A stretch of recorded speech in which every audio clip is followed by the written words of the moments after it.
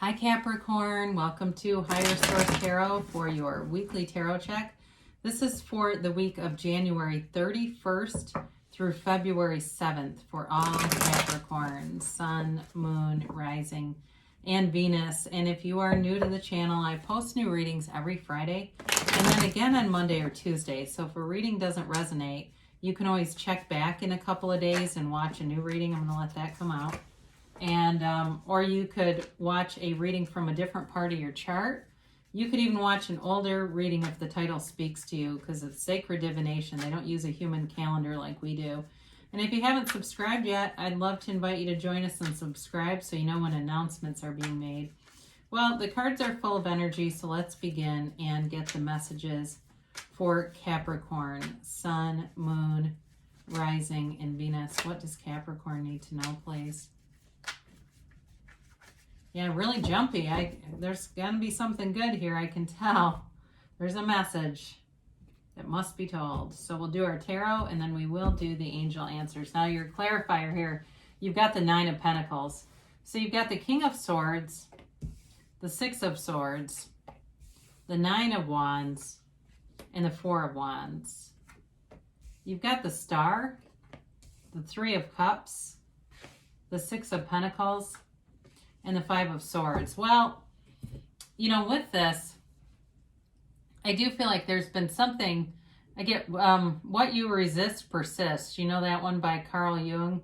And so there's something about this, moving forward towards a goal and leaving behind things that just don't serve you. I do feel like the Nine of Pentacles popped out for a very good reason. You have here Earth, Taurus, Virgo, Capricorn, Fire, Aries, Leo, Sag. Of course, you've got air here, Gemini, Libra, Aquarius, and you've got Aquarius and the Star. And you do have a little bit of water there. But the Nine of Pentacles here is really about attainment, she lives in this opulent garden, having a lavish lifestyle, having abundance. This is you in a very, very abundant energy field, okay? And so they're wanting you to be aware of that. Be aware that you're always attracting, and be aware that you are the cause and everything around you is the effect. And so this is your mirror. The universe is your mirror around you in the 3D reality. So feel abundant. And it doesn't matter what's going on with your finances. Doesn't matter what's going on with your love. That feeling is really the secret. And so sometimes we get too caught up in the how. We think it's got to be one specific person.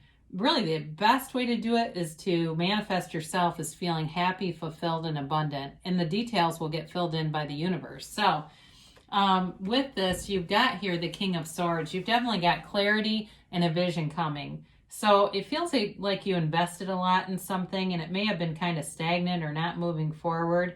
It could have been a relationship, because there's definitely a relationship here. It could have been an ending to something and you're looking for reconciliation. There is reconciliation available in this reading or present in the reading.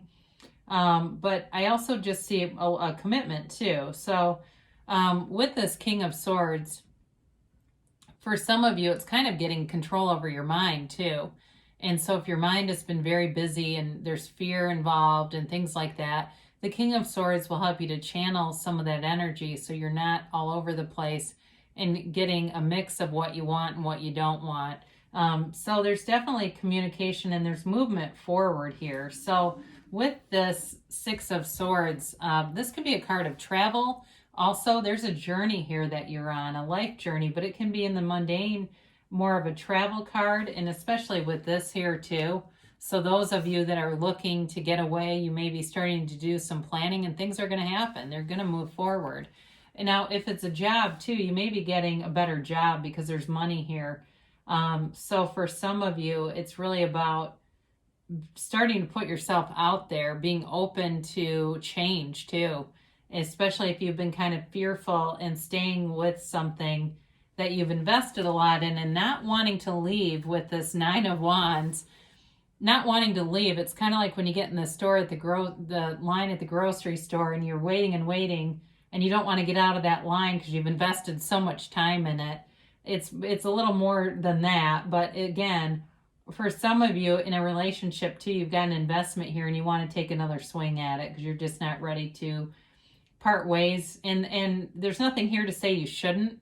But for others of you too, it's also just a card of you being committed to things, and you continue to put yourself in there anyway, regardless of kind of how things have come out. You're not giving up, okay? It's a card of not giving up, of a conquering spirit, and things are moving forward. So with the Four of Wands, it's a wonderful card. It's also a card of great synchronicity. So it's the 1111 card. So those of you that are having days like I am, where you're constantly, every time you look at the clock, it's 222, 333, and it seems like all day long it's the universe trying to interact with you. And so be open to those synchronicities. You know, and sometimes what can happen, people will manifest parts of what they want, and the greater manifestation doesn't come. And it really is, again, it's getting too much into the how, and not just the feeling of having it. So with this, there's a wonderful feeling of liberation. It's a ceremony, right? It's joy. It's a marriage ceremony. It's a Hindu wedding celebration. So for some of you, as you look at these together, you're definitely manifesting, you're definitely manifesting love, healing, and a relationship worth celebrating. So if it's not the return of someone, there may be somebody new here for you too, but it's definitely a relationship with balance and autonomy. It's not a controlling thing at all. It's really each person being able to be true to themselves and come together in love. It really is about coming together in love. And it can be too an indicator in terms of career, that it's like a stepping stone for you. So you're on the right path, you're making gains, but it may not be your final career place. So if you're in something and you're saying, I'm happy enough, but I still feel like I want more, they're agreeing with you and telling you there is more out there. But this is about manifesting too, and seeing those physical manifestations around you. So I was going to say too, with the synchronicities, even having a little bit of buzzing in your ear, we're not talking about constant buzzing, but that little bit of ringing can also be source, and it's your energy field. So be aware of that, because you're connected to source energy with the star. She's got her foot on the seat of the soul for balance. It's you utilizing your connection to source to stay balanced, to stay focused, and to get what you want. The star card brings wish fulfillment, and so it's really being in that heart space of feeling it coming in, knowing it's here. Now, for some of you, there's a heart-to-heart conversation. This is also an outpouring of emotions. So with some, it's a relationship and really putting things out there and really wanting to talk about a commitment. Being, I feel like it's on the same page, though. I don't feel like there's anyone resistant to it here. But for others of you, too, it may even be venting on some level. If it's your job and wanting more out of a job, and kind of putting it out there and setting your intentions, too. So the star is also about healing and taking care of yourself. It's a rebirth, and it's self-acceptance. It's accepting and knowing that you are worth it, to have every single thing you desire. There's nothing stopping you. So with the Three of Cups here, again, celebratory energy. It's also great appreciation. This is a reunion card. So for some, I do see it here multiple times where it's reuniting with family, with friends, but also there's a relationship here that may come back around. And it feels exuberant. It feels rich and full, but happy. It feels like it's a happy return. And so with this, it's also about appreciation.